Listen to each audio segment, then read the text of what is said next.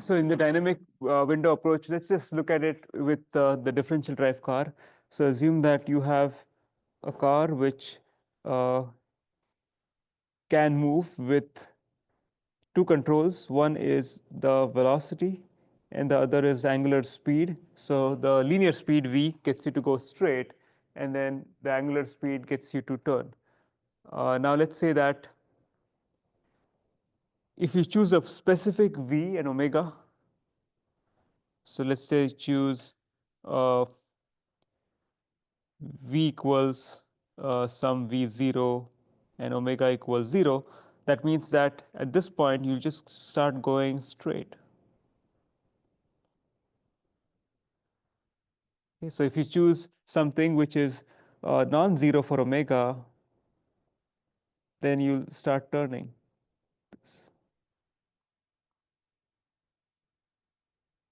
Not equal to 0.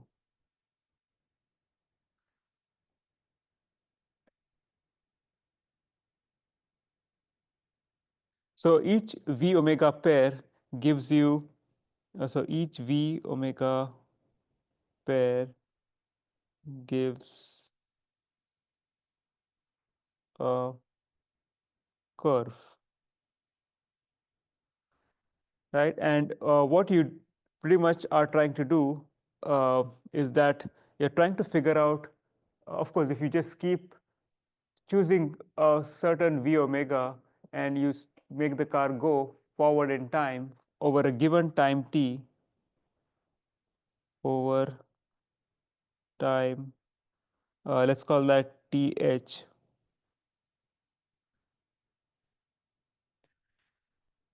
which we'll call the prediction horizon.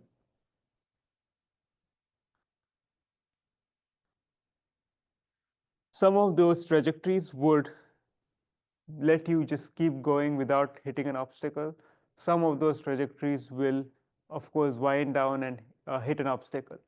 So obviously, you don't want to maybe take the trajectories which hit the obstacle, but if you have multiple trajectories which go free towards the which are able to navigate without hitting an obstacle, then you want to figure out which of them is better. So what it does is basically it comes up with a cost. So based on the cost, and that cost could involve cost for obstacles, cost for getting to a goal, and so on. And based on that cost, you make a decision as to which trajectory is the best trajectory. And the way it does is just by trying various v and omega combinations. Okay, so over time, th predictions, then what we'll do is compute uh,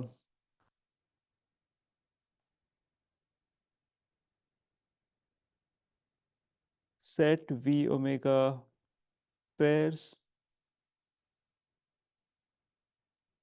compute v omega pairs that avoid obstacles, and also compute v omega pairs that get to the goal.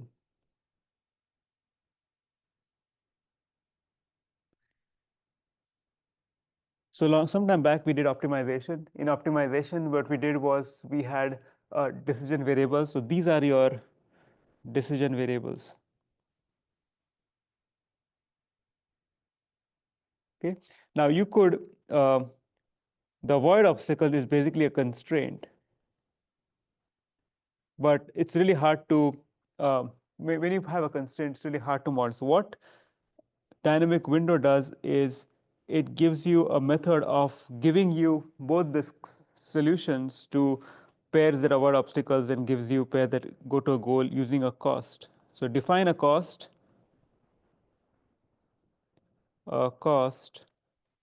for um, getting to a goal and avoiding obstacle.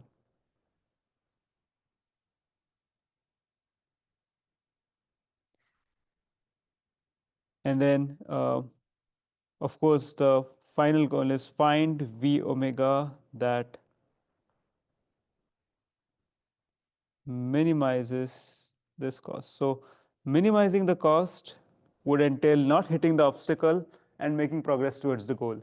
So as long as you choose those v omega, you're good. So this is basically the overview of the method. Let's get into the sort of the nitty-gritties of doing this. This is known as dynamic window. I'll tell you why it is called dynamic window in just a bit.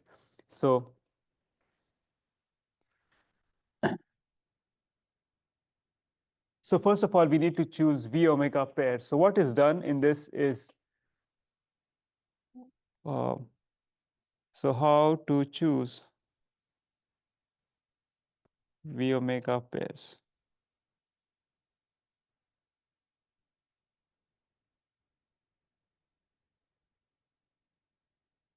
Now, if you are dealing with a car like, let's say a race car or something which has a gas pedal, then you're typically limited by acceleration, how much you can accelerate, also how much you can turn. So the way you choose this window is basically use v as the range from v0 minus a max dt, v0 plus a max times dt, and then omega you can choose from omega 0 minus a max, alpha max dt, alpha omega 0 minus alpha max, alpha min. Let's put alpha min, alpha max. So if you know the accelerations, then you can specify these sort of windows. Now these are actually called known as windows. So this v omega actually give you this window. So you have, so this will be v min, v max, omega min, omega max. So pretty much we have, if this is the x-axis, this is the y-axis corresponding to v and omega, then you have this window over which you can choose the velocities. So let's say this is the v-axis, just call it v. Let's just call this omega. So this will be v min, v max, my bad.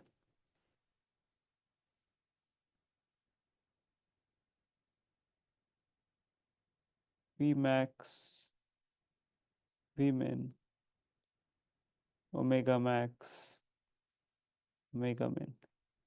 So this has given you this window of velocities to choose from, and the name comes from this. This is your dynamic window, or a window of choices of control variables. Okay. Now some of these, if you think of this in this is actually in velocity space. By velocity space, I mean this is how velocity is parameterized. But if you take this velocity and integrate them to get the positions, then some of these combinations will lead to a collision, and you want to avoid them. So it's really hard to do this in the way I've shown it. How do you transform from velocity to position space? You need to integrate, right? And so it's not a really a very well-defined way. But imagine that if you had something like uh, uh,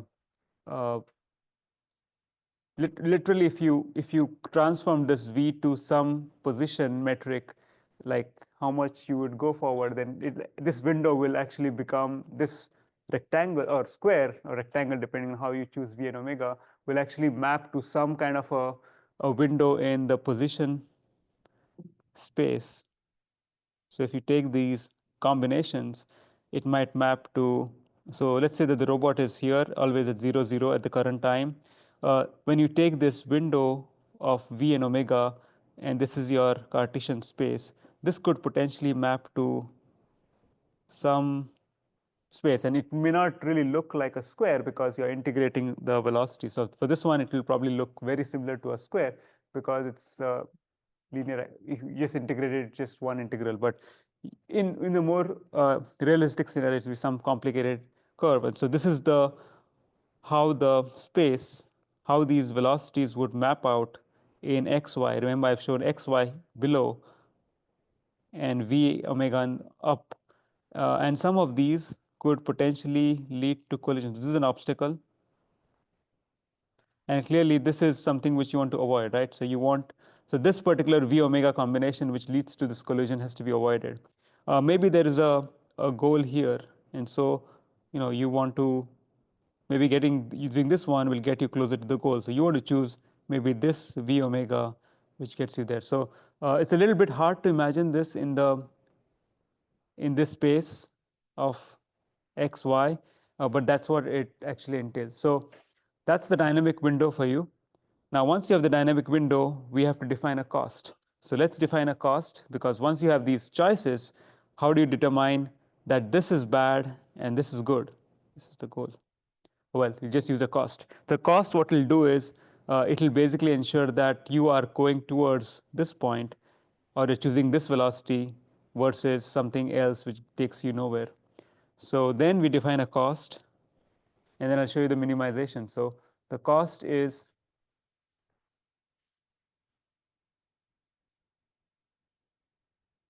using a cost, and this is something which is more of like an art, right? There are some recommendations, but for a different problem you could use a different cost.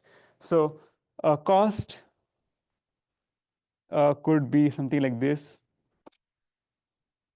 cost to goal plus C2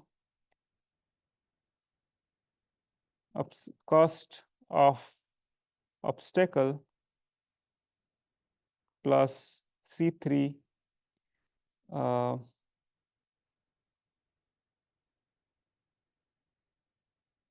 cost of speed. And these are just, you can add more. It just depends on your problem, right? So this is what is in the original paper, which presented this. These C's are basically C1, C2, C3 are user chosen constants. So why do you need them? Well, if you have cost to goal dominates the cost to obstacle and cost to speed, then you'll see that it'll go and hit the obstacle no matter what, because that cost is dominating everything. So what you want to do is you want to tune the C1 so that when you're close to an obstacle, the cost of obstacle has some value and it'll prevent you from hitting the obstacle. And then when you're closer to the goal, maybe the cost to goal has more value. So that's the general rule. Now, cost to goal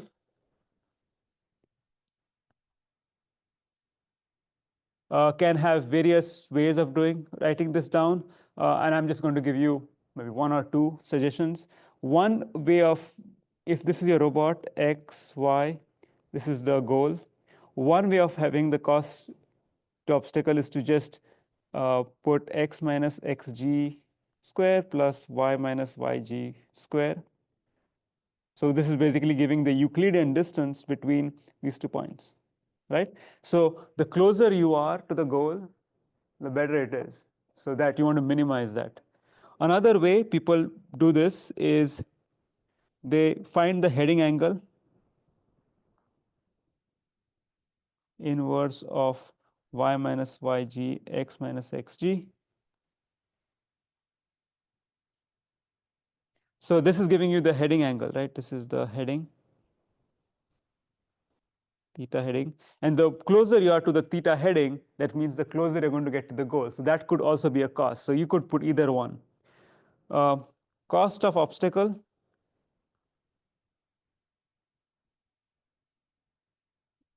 Now, for this one also, you could have many choices. One of the choices is that you could just make it 0 if there is no obstacle, and make it infinity if there is an obstacle. So how do you check this? Well, all these simulations, all these calculations require you to integrate over some window. So when you choose a v omega, you have this prediction horizon, right? So there is the the most important thing here is, unlike the calculations we did earlier, there is a prediction horizon. That is, you need to stick with a v omega and make a prediction over so many seconds, milliseconds, whatever you want choose to do. And over those milliseconds, if you see that you're not hitting an obstacle, you put a cost of 0. If you're hitting an obstacle, you become infinity. This could have some problems if your cost suddenly becomes infinity. So what you could do is you could have more of a gradual increase in cost. So you could have something like this: 1 divided by the square root of x minus x obstacle square plus y minus y obstacle square.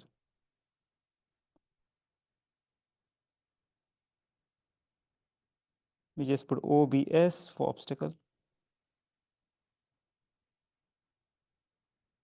So what you see is that if you go very close to the obstacle, well, x is x obstacle, y is y obstacle, that thing down in the denominator is 0. So 1 divided by 0 is infinity. So it gives you infinite cost when you are exactly on the obstacle, and it gradually goes down. Well, it actually goes steeply down as you go away from the obstacle. So that is a smooth way of imposing a condition like this, 0 and infinity. Okay, so this is the second of the third cause. Again, these are all heuristics, right? This is something which, yeah, I give you multiple options and you can choose whichever you think works best for the problem at hand. It might be different for a car, it might be different for a manipulator. Next, we look at cost of speed. This cost could be something which tries to cost of speed.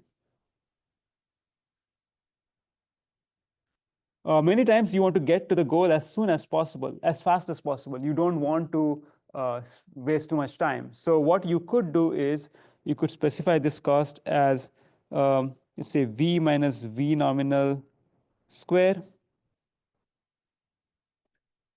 Sorry, you will put it as v max minus v square. So this cost favors driving fast, right? The closer you are to the maximum speed, the lower is the cost. So the cost is 0 when you're at max speed.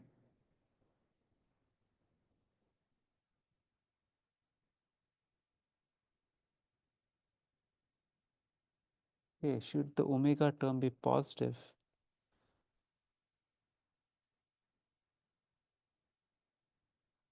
This should be positive. Okay, yeah, thanks. Okay, now this is just something which you might want, but maybe you want to stick to another velocity. Maybe if you're driving on the road and there's a maximum speed of, your car can go up to 100 miles per hour, but the speed limit is 60 miles per hour. So you could put Vmax as 60. So that's what you would do. And these are all, as I said, these are heuristics. Okay, so feel free to change them. So feel free to modify them.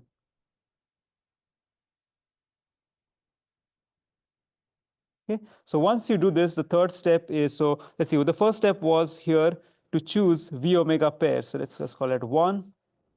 You can use this. For a differential drive car, we'll just use max and min. This is only, the A min, A max is only when you have a gas pedal. The second thing is to come up with a cost, which we said. The third step is to simulate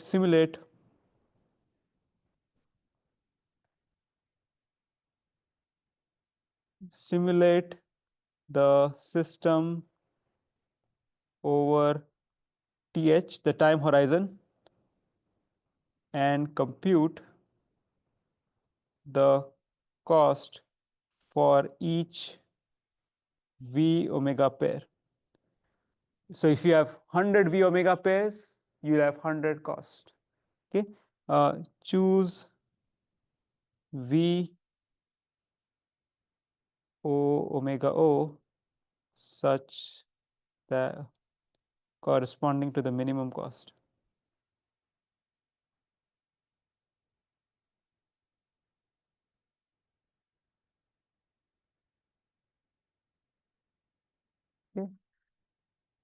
And all this is done in real time. So the car is moving. It is going to, at this time, it's going to choose this set of whatever, let's say 10 v omega pairs. It's going to evaluate the cost by integrating these equations, find the minimum cost, the corresponding v omega, choose that, go for another period of time, again make that decision, and so on. So what I did was to make this a little bit simple for you to understand. Instead of varying both variables v and omega, I just made the omega to be variable. So you could actually do this with both, but I just did one so as to make life easy. So here is some code which does dynamic window approach. It essentially, the key thing here is that so I took the code which I presented earlier for potential field and go to goal. So you'll see the difference. The only difference I made, the only change is here, obviously, is that I called a function called DWA. It should be here. Yeah, so I just decided that I'm just going to keep the speed constant, okay? And I'm going to let omega change. Now, if you want to make a better controller, then you want to vary both v and omega so that you get the best performance. I just decided to go with omega. Since I just decided to change omega, there is no cost for speed. So it's really two things will come in the cost. One is the cost to the goal and cost to avoid obstacles. So first what I did was I decided to do this without an obstacle, and this is a good way to check. So I put obstacles, no obstacles. The cost which I have for DWA uh, is just a cost goal, and there's no obstacle. I'm just taking the difference between the Euclidean distance between the current position of the car and the goal and squaring that. And remember that when I do this, I generate a list of omegas. So these are omega min, omega max. Actually, I have n omega is the number of omegas I choose, and this is something that you can choose. So how many omegas do you want? What's the window? I just decided to choose omega, n omega to be, I think, here it's 10. So there are 10 values from omega min to omega max. So between -2 and 2, there are 10 different values. For each of those values, I have to simulate over whatever prediction horizon I chose. I think I chose the prediction horizon to be, let's see, the horizon to be 25. So the 25 here literally means 25 times the width or the integration time. I think the integration time is 0.1. So it's 25 times 0.1 is 2.5 seconds. So I simulate over 2.5 seconds using the simplest integrator, Euler's integration, which is here. So Euler integration, I can simulate over whatever seconds I need to. So 2.5 seconds. Each time I simulate for 2.5 seconds, I get 25 different data points for each trajectory. I get a cost for that. I sum that cost. From that cost, I then find the minimum one. That code is here. And so then it finds the minimum and then just uses that omega. So here is driving towards the goal, and there is no obstacle.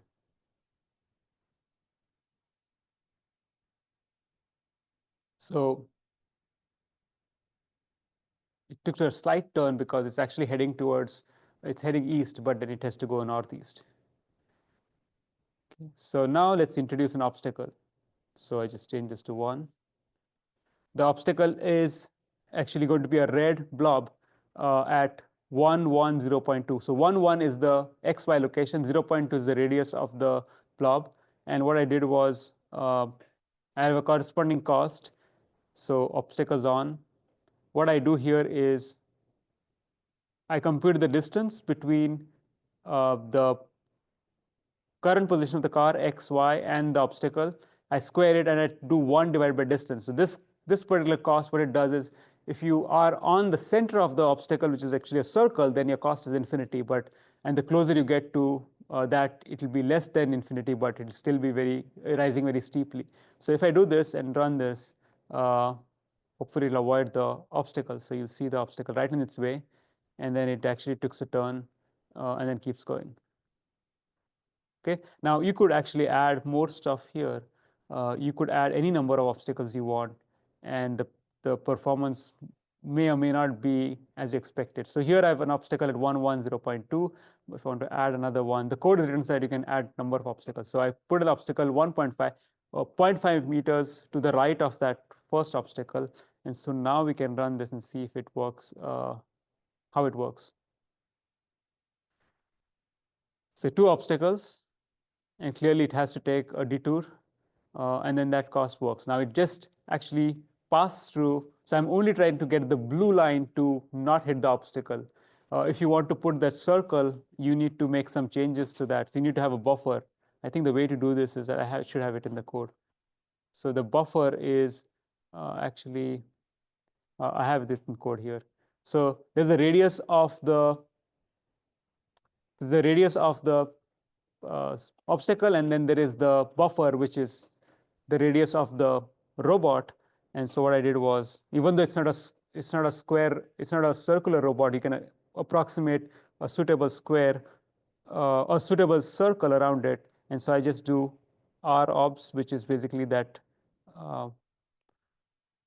extra buffer. And so if I run this now, hopefully it will avoid the obstacle, but also not interfere with that circle. So it's going to take a detour much, much earlier, and then keep going. It gets there, but then, yeah, stopped. So you could play with this. You could add more, and I've not tried beyond this. But let's say that we want to put another obstacle at 1.8, 0.2. A very good chance things might not work as expected, but we'll see.